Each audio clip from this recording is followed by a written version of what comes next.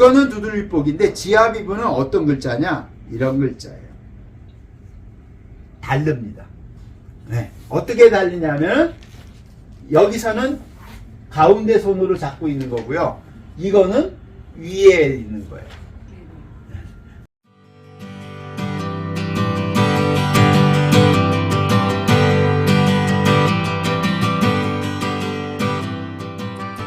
예, 안녕하세요. 예. 1인문자 이제 33강 숫자도 아주 멋있습니다. 33번째 339. 그래서 33번째 이제 강좌에는 어떤 글자가 나오는지 한번 보고 시작하겠습니다. 자, 이런 글자입니다. 이런 글자인데 오른쪽에 있는 글자와 말하자면 왼쪽에 있는 글자와 오른쪽에 있는 글자의 공통점은 이거죠. 그리고 이제 왼쪽에 있는 글자에다가 오른쪽에 있는 거를 이제 더하게 된 글자죠. 보기에 이거 뭘로 보이세요? 물론 이제 여기 이제 참여하시는 선생님들은 교재를 갖고 오셨으니까 대충은 이제 잘 아시지만 여러 가지 이제 해석이 있어요. 근데 이거는 제가 손이라고 배우진 않았지만 알려드렸죠. 손 위에 뭐가 있어요? 배우지 않았어요. 그죠? 이런. 그러니까 이거를 어떻게 해석할 것인가? 왜냐면 사람만 손을 써서 뭔가를 하는 동물이에요. 그러니까 손으로 갖고 하죠. 그러니까 우리가 이제 흔하게 말하면은 숟가락질도 하는 거고 젓가락질도 하는 거고 이게 무기를 사용할 수도 있는 거고 손으로. 그 다음에 뭐 지팡이를 쥐면은 권위를 나타낼 수도 있죠. 그러니까 인간만이 하는 거죠. 그 다음에 이 글자에다가 이런 게 있어요. 아직 배우지 않았어요. 근데 이 글자는 배웠어요. 이제 여기에 참여하시는 분들은 이거는 배웠어요.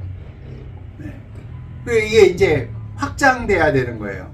이제 오늘 배울 자가 이 글자잖아요. 이 글자하고 이 글자가 합장된 거죠. 언제 배웠냐면 숫자를, 그러니까 유튜브를 잘 보시면 숫자를 할 때 배웠습니다. 이 글자 할 때 설명드렸죠. 이게 뭐라고 그랬냐면은 음양이라고 그랬죠. 음양인데 음양이 5가지 형태로 나온다. 그래서 오행이 된다. 나중에 이제 동영상을, 숫자 동영상을 보시면 알아요. 이 글자를 이렇게 바뀐 거죠.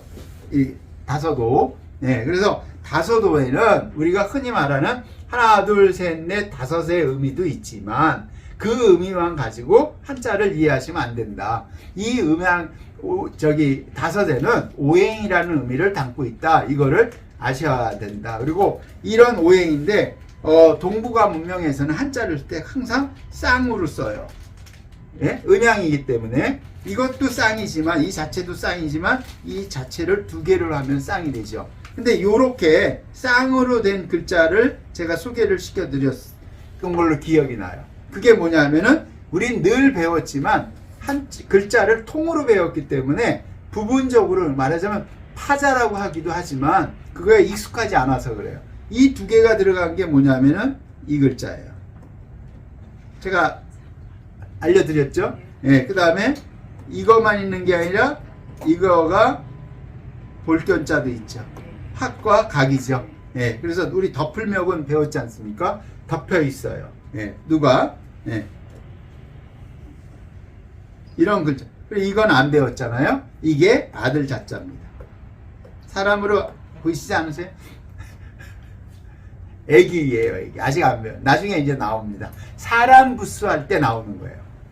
그러니까 미리 나왔기 때문에. 그러면은 이 글자를 보면 이거하고 이거하고 3개가 합쳐졌다는 걸 알죠. 그러면은 요 글자를 이해하면은 요거를 이해할 수가 있겠죠. 그런 의미에서 같이 글자를 놓은 겁니다. 자, 이제 어떤 의미인지 한번 들어가 보겠습니다. 자, 이거를 두드릴복이라고 합니다. 그래서 이 글자가 이렇게 변한 거예요. 그래서 살짝 두드리는 것이다. 소경야. 때리는 건 맞아요. 중요한 거는 소경야가 중요한 게 아니라 이 글자가 글자 안에 있을 때는 많이 바뀌어요. 어떤 글자냐, 대표적인 것만 제가 발음이 있어요. 이건 발을정자예요. 이거는 한일자에다가 발지자가 모인 겁니다, 사실은. 그러니까 하늘 앞에 쓰는 거예요. 그래서 우리가 저희 초등학교 다닐 때는 반장 선거하거나 이럴 때 발을 정자로 했어요.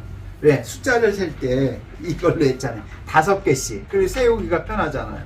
예. 근데 이게 문장 안에 들어가면 어떻게 바뀌냐? 이런 식으로 바뀌어요, 많이 봤죠? 그러면 이거는 뭘로 인식하세요? 지압이 부로 인식하죠? 그러니까 이게 글자 안에서 이런 형태가 지압이부만 있는 게 아니라 두드리복도 있다라는 걸 지금 말씀드리는 거예요.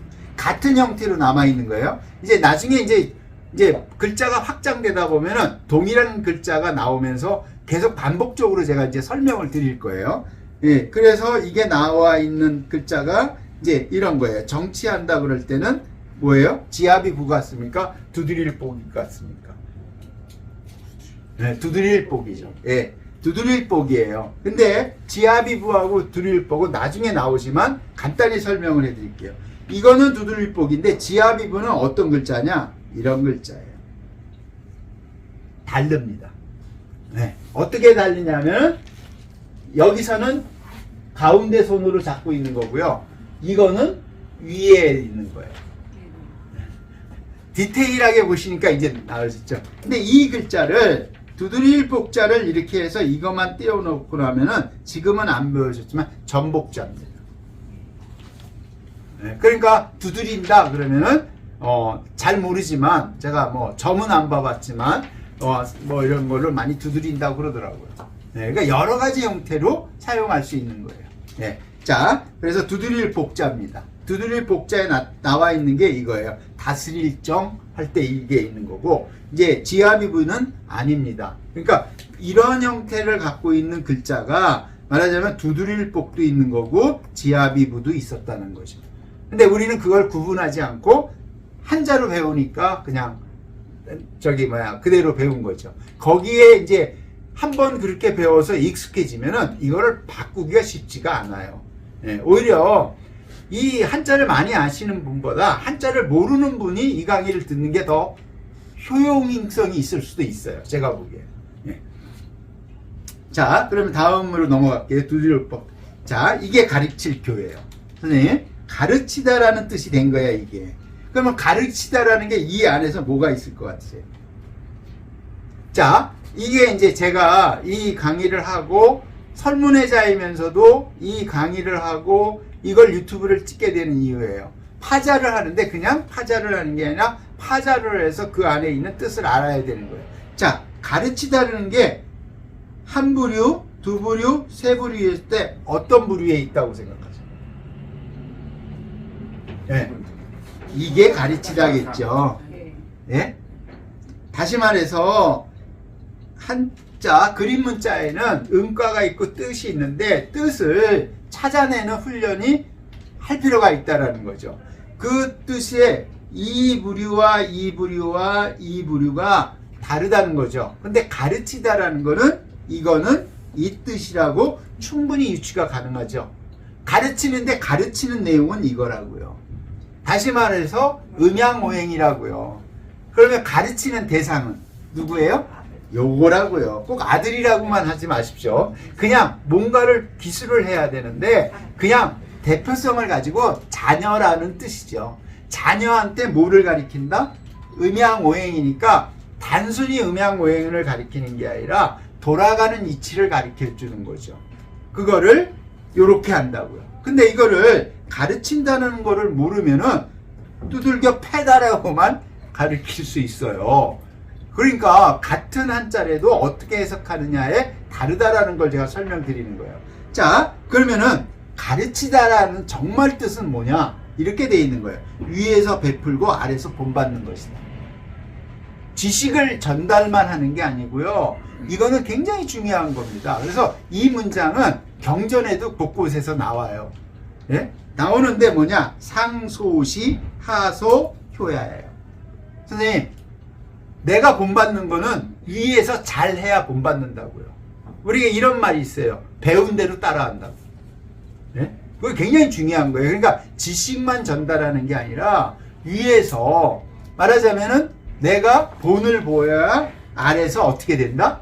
본받는다고요. 그러니까 그런 말이 있잖아요. 그 자식이 하는 행동을 보면은 부모를 유추해 볼 수 있다. 꼭 맞는 건 아닙니다. 그래도 100%, 예? 그렇지만 교육이라는 차원에서 뭐냐? 위에서 베풀어야 아래에서 본받는다라는 뜻을 원래 갖고 있었다는 거죠. 그러니까 이거는 자녀한테 뭐예요? 두들린다는 거는 말하자면은 잘 본을 가르쳐 준다라는 뜻을 갖고 있는 거죠. 그래서 그 뜻이 뭐예요? 교육, 교사죠. 예. 그러니까 뭐 우리가 이제 물론 시대가 변해서 다른 의미로 할 수 있지만 전문적인 지식을 가리키는 것도 교육이지만 말하자면은 전체적인 다른 의미에 있는 교육도 말하자면 여기에는 전문적인 그런 의미의 교육을 포함한 뭐라 그럴까요? 사람이 살아가는데 필요한 이런 거를 가리키는 게 교육의 목적이다라고 볼 수가 있죠. 그 다음에 조금 하나 더 하면 이거는 단순히 효가 아니에요. 이거를 통해서 많은 문화와 문명을 개발을 합니다. 그러니까 첫 번째로 나오는 게 물과 관련되는 거고요. 두 번째로 나오는 게 불과 관련되는 거예요. 예. 그래서 우리 이제 태극기를 보면 건태이진이라고 있거든요. 거기에 이계가 있어요. 이계를 갖고 이거죠. 불. 예. 이계를 갖고 뭘 만들어내냐? 말하자면은 이계를 갖고 불을 통해서 문명을 시작하는 겁니다. 예. 그래서 여기서 이제 뭐 끈을 만들어내고 뭐를 만들어내고 이런 게 있어요. 그거는 이제 굉장히 높은 단계예요. 그러니까 이런 모양을 가지고 그냥 모양으로만 인식한 게 아니라 문명을 발달시키는 겁니다. 그러니까 이게 단순히 배우는 내용이 음양이 아니라 배움에는 그런 거를 다 포함하고 있다는 걸 말씀드리는 거예요. 그러니까 이건 이제 좀 높은 수준이지만 제가 그냥 참조 삼아 말씀을 드리는 거예요. 그래서 가르칠 그래서 두드릴 복이 들어있는 대표적인 한자가 가르칠 교이기 때문에 같이 제가 이렇게 쌍으로 해놓은 겁니다. 자, 그 다음에 두드릴 복이 있는데 요런 글자가 있어요. 우리 두드릴 복 있잖아요. 예, 거둘수라고 합니다. 예. 아마 이 글자가 이런 모양을 띠고 있었다는 건 아마 처음 보셨을 거예요. 예, 이게 이렇게 변한 거예요. 예, 축약을 시킨 거예요. 그러니까 이 모양을 보면은 이 모양을 보면 이 모양이 연상이 안 돼요. 절대 될 수가 없어요. 이거는. 예. 근데 이 모양을 보면 뭘로 보이세요? 뭔가 있죠. 근데 여기 이제 선생님이나 유튜브 상상한 뭔가 엮어놓은 것 같지 않으세요?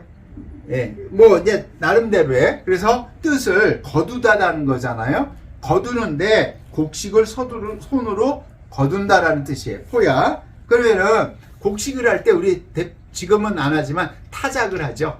타작을 하면 두드립니까? 안 두드립니까? 두드리잖아요. 예, 우리는 그런 문화가 없지만 중국이나 베트남이나 이런데 쌀 농사를 많이 하는데 보면 지금도 타작을 하죠. 그러니까 그때는 이게 뭐가 돼요? 두드리는 거죠. 두드려야 어떻게 된다?